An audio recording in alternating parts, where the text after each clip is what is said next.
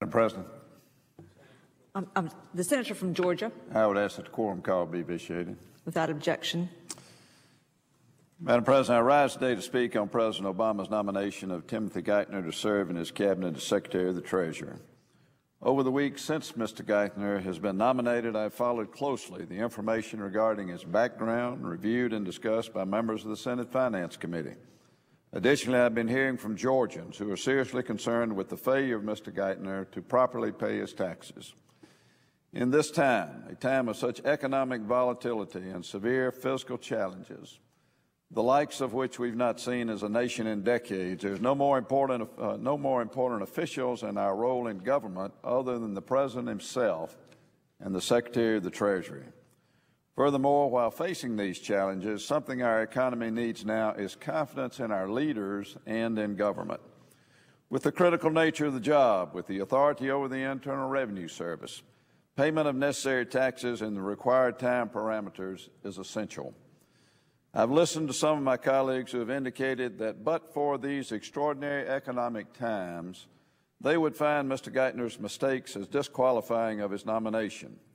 I believe extraordinary times call for extraordinary leaders, leaders who inspire and hold confidence in the American people. A secretary who must set the highest standard for the employees of the Department of Treasury and the Internal Revenue Service.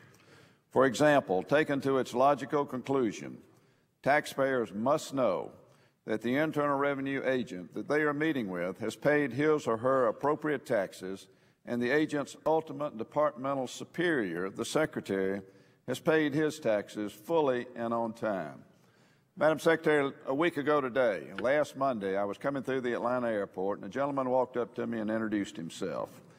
He said, "I am a retired Internal Revenue Service employee who was going to send you an email today, and you saved me from having to send you that email."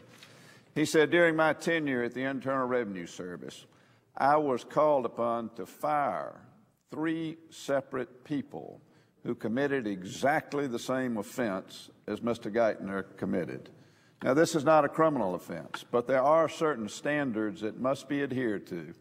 And I know that Mr. Geithner is extremely qualified. He's bright.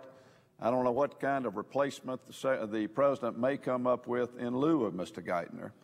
But at this point in our history, at this point as we change administrations and the people are looking to Washington for some clear and distinct evidence that things are going to be different, here we are making an exception to the rule, and I simply think it's not the time to make that exception. Lastly, I would say this weekend, I spent part of my time filling out IRS documents relative to an employee that I have paid taxes on for years and years and years. Every year at this time, I fill out a Schedule H, and I also fill out a W-2 form for that employee. I pay the taxes on that employee. I'm getting ready to pay them as soon as I file my tax return, exactly as I have done for decades. That's the law. That's what we're required to do. And when we ask the people in this country to write that check on April 15th every year, a lot of them don't like to do it, but they do it. We need for them to know that the leadership at the Department of Treasury is called upon and does act exactly the way that they have to act. So, needless to say, Madam President, it's troubling to me that only until Mr. Geithner was nominated to this post did he realize his failure to pay his taxes while employed at the International Monetary Fund. I therefore am standing here today to say that I'm going to vote against his confirmation. Whether he is confirmed or not, I hope that the President looks very, very closely at future nominees that he sends to the United States Senate and insists that all of the individuals that are nominated apply with appropriate laws that they know exist. With that, Madam President, I would yield and